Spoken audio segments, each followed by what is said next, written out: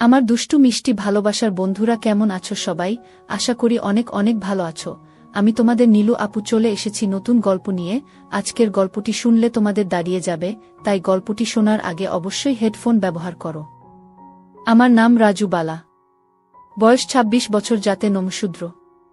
বাবার নাম বিমল বালা, বয়স ৫৬ বছর। মায়ের নাম নিমি বালা, বয়স ৪৪ বছর। আমরা গ্রামে মানে শহরতলিতে থাকি। বাবা চাকরি করেন। বাবা খুব সুন্দর দেখতে। আমার দাদু বাবার চাকরির ব্যবস্থা করে দেন, আর সেই শর্তে বাবা মাকে বিয়ে করেন। আমার মায়ের একটাই দোষ, কালো গায়ের রং। এমনি মা দেখতে অতটা সুন্দরী না, তবে দেখতে খারাপ নয়, শুধু রং কালো। বাবা মায়ের বিবাহিত জীবন ২০ বছর ভালোই চলছিল, কিন্তু সমস্যা হলো বাবার বদলি হওয়ার পরে। বাবা শিলিগুড়ি থেকে কলকাতা বদলি হয়ে আসেন।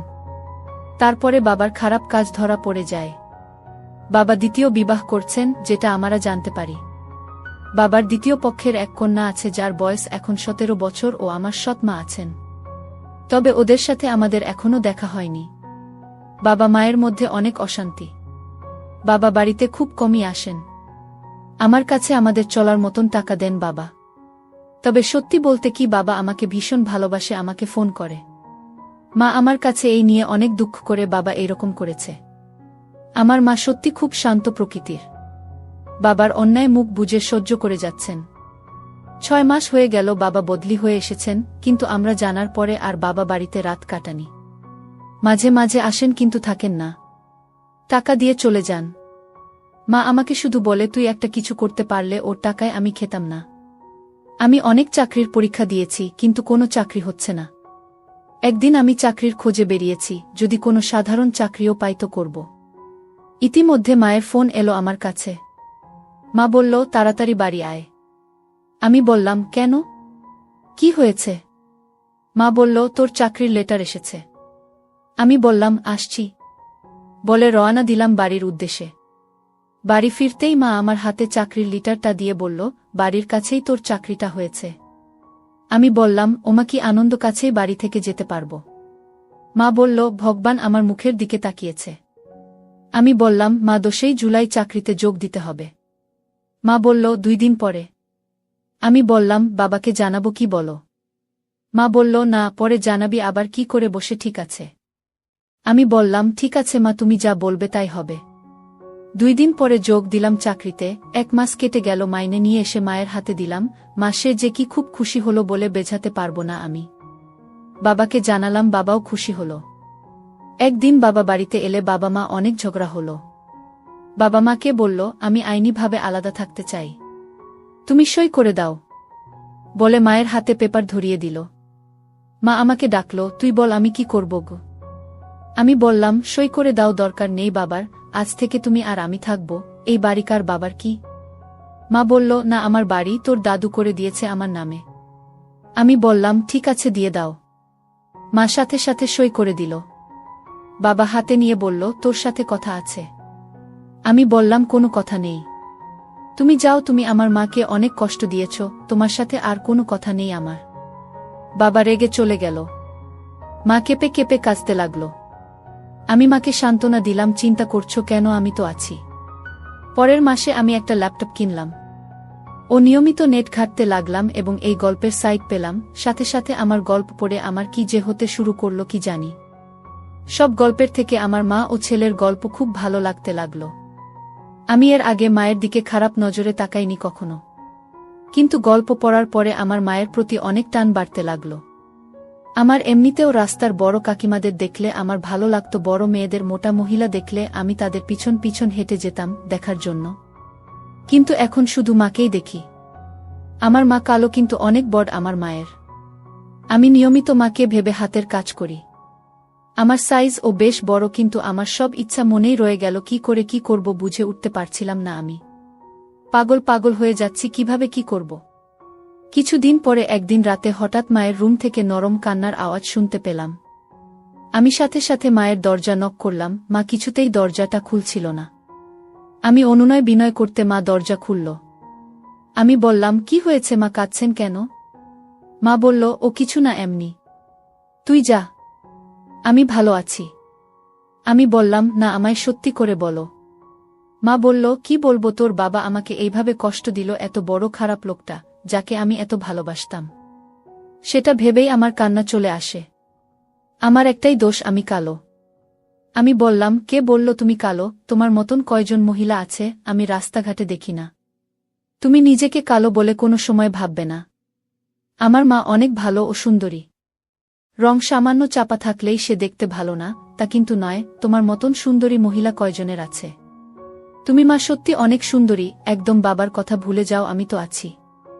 মা বলল, সে তো বুঝালাম, কিন্তু সবাই ভাবে আমার দোষ, তাতেই তোর বাবা ছেড়ে চলে গেছে।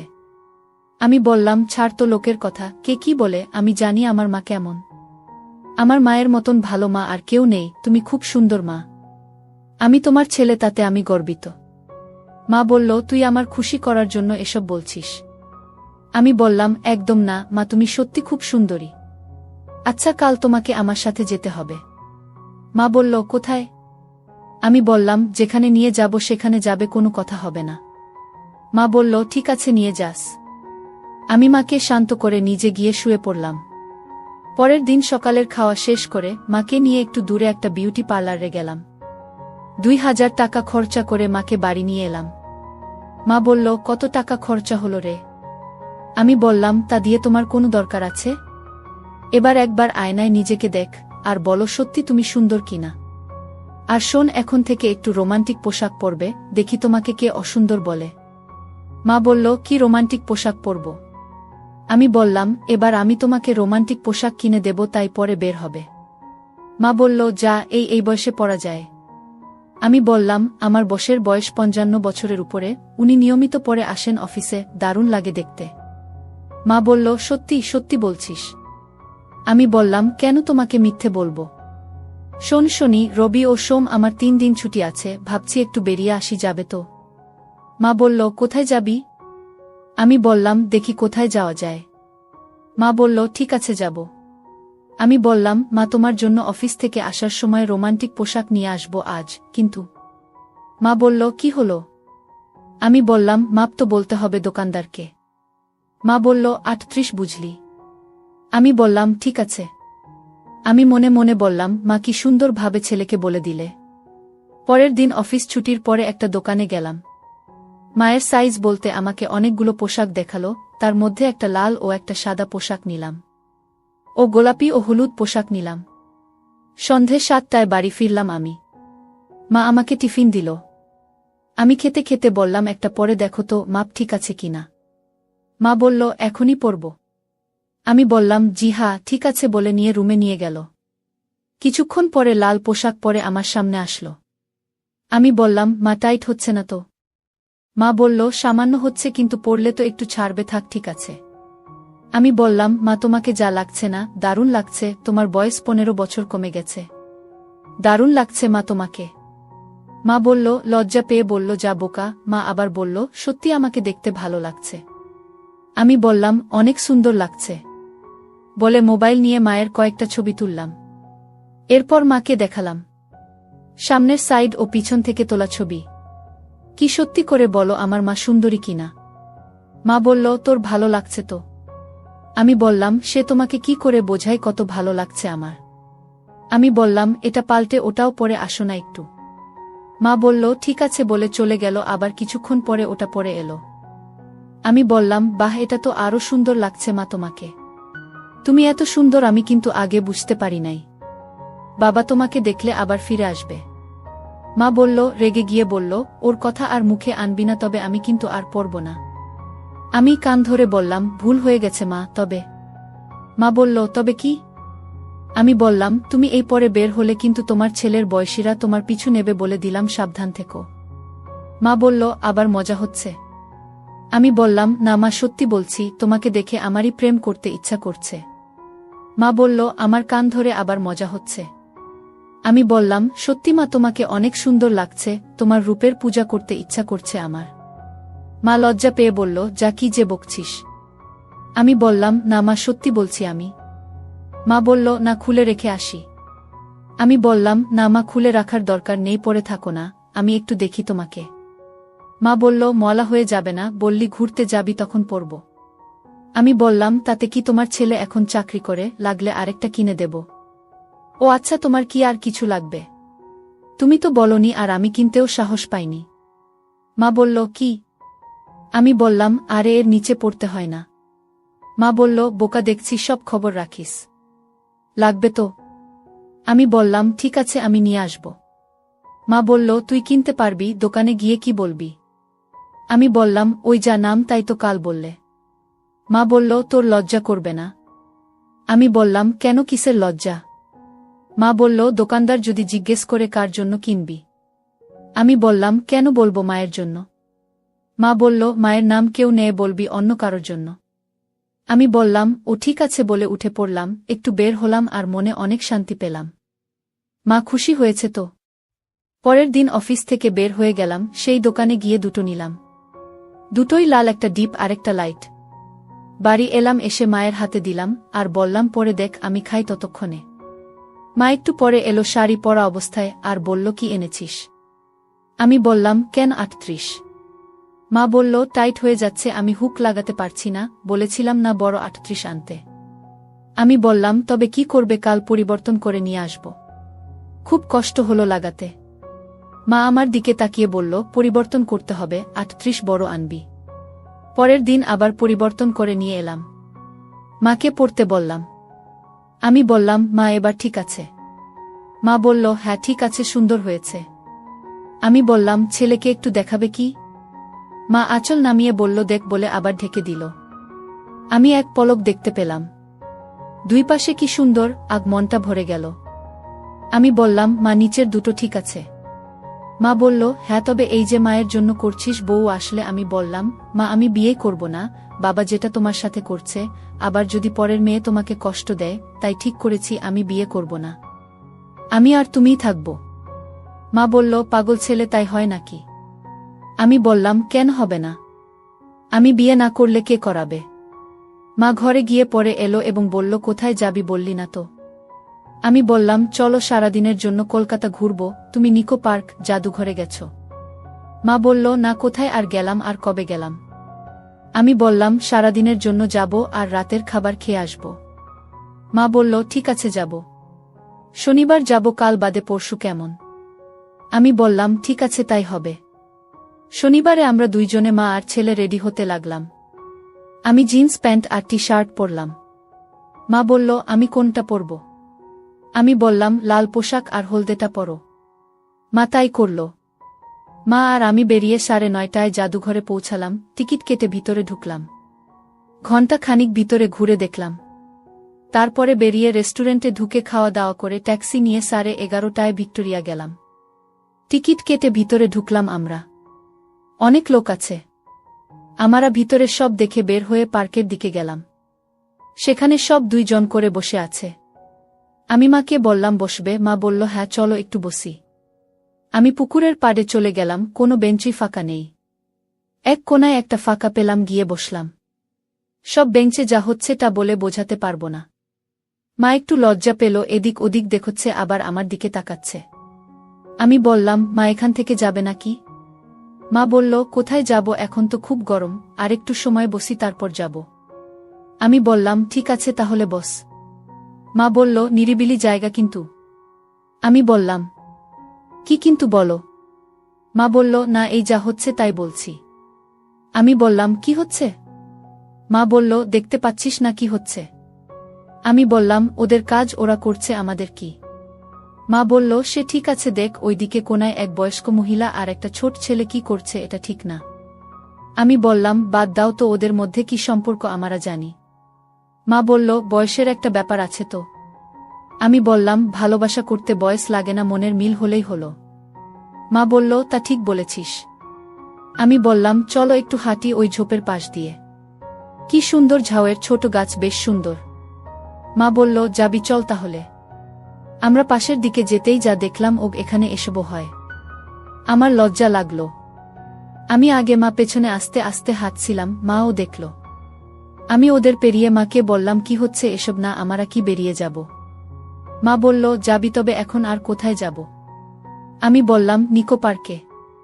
মা বলল, ওখানে ও এরকম হবে না, তার কি কোনো মানে আছে? আমি বললাম, সেটা অবশ্য ঠিক বলেছ। তবে কি আর করি, চলো একটু ঘুরি বলে মায়ের হাত ধরে হাঁটতে লাগলাম। আমি দেখছি মা ও দেখছে।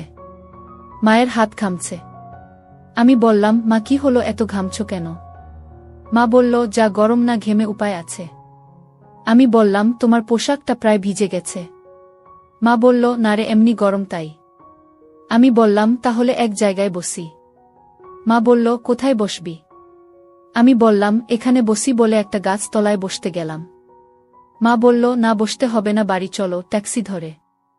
আমি বললাম, ঠিক আছে, তো দুপুরের খাবার? মা বলল, বাড়ির কাছ থেকে বিরিয়ানি নিলে হবে। আমি বললাম, ঠিক আছে চলো, সোজা বেরিয়ে ট্যাক্সি ধরে বাড়ির উদ্দেশ্যে রওনা দিলাম। মা চুপটি করে বসে আছে, কোনো কথা বলল না। 1 ঘন্টা 20 মিনিট লাগলো বাড়ি আসতে। দুইজনে মিলে বিরিয়ানি খেলাম। আমি মাকে বললাম, মা তুমি কি আমার উপর রাগ করেছ, কোনো কথা বলছো না? মা বলল, না রে, কেন রাগ করব, আমার আসলে ভালো লাগছিল না বলে জোরে কেঁদে উঠল মা।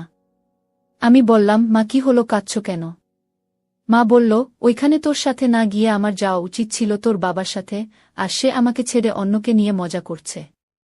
আর কিছু না বাবা, তুই আমার লক্ষ্মী ছেলে, তোর উপর রাগ করতে পারি, তুই আমাকে খুশি রাখার জন্য অনেক চেষ্টা করছিস। আমি বললাম, মা তোমাকে বলেছি না বাবাকে ভুলে যেতে, ওনার কথা আর মাথায় আনবে না।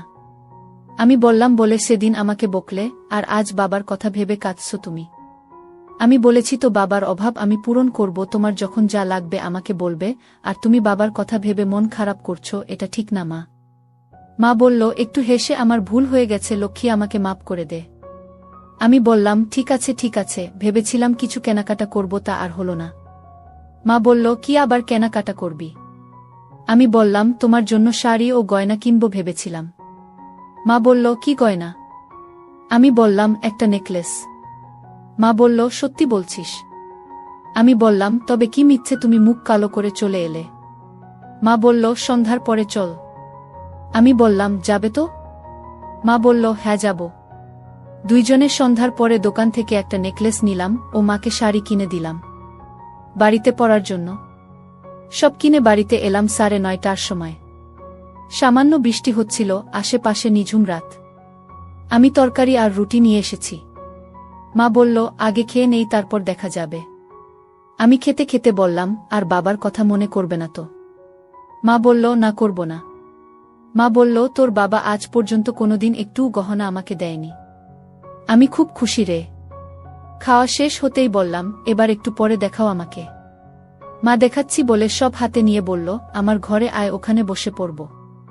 আমি বললাম, চলো দাঁড়াও, বাইরের সব বন্ধ করে দেই, তুমি গিয়ে পড়তে লাগো।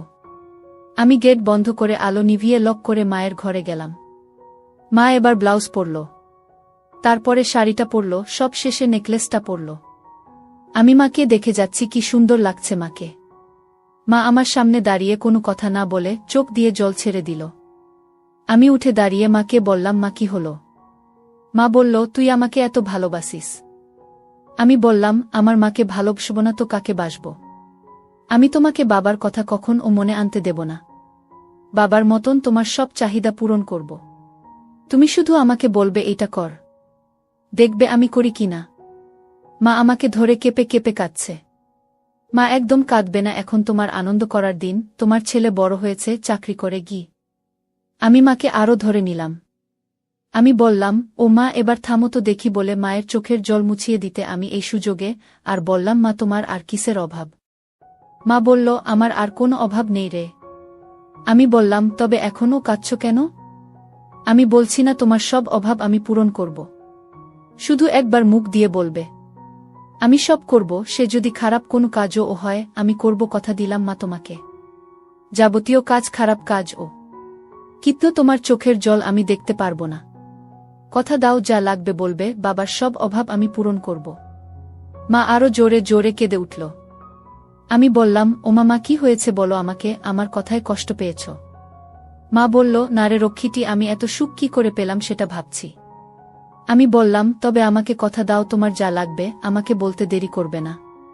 বলেছি না, সে যদি কোনো লোক সমাজে না বলা কাজ ও হয় আমি করব, কিন্তু আমি তোমাকে অসুখী থাকতে দেব না। বলো মা, আর কিছু লাগবে আমাকে বলো। পার্কে গিয়ে তোমার যা অবস্থা হয়েছিল, আমার ভয় করছিল, এত ঘেমে গিয়েছিলে। মা বলল, ও কিছু না, হঠাৎ চোখে পড়েছিল তো তাই।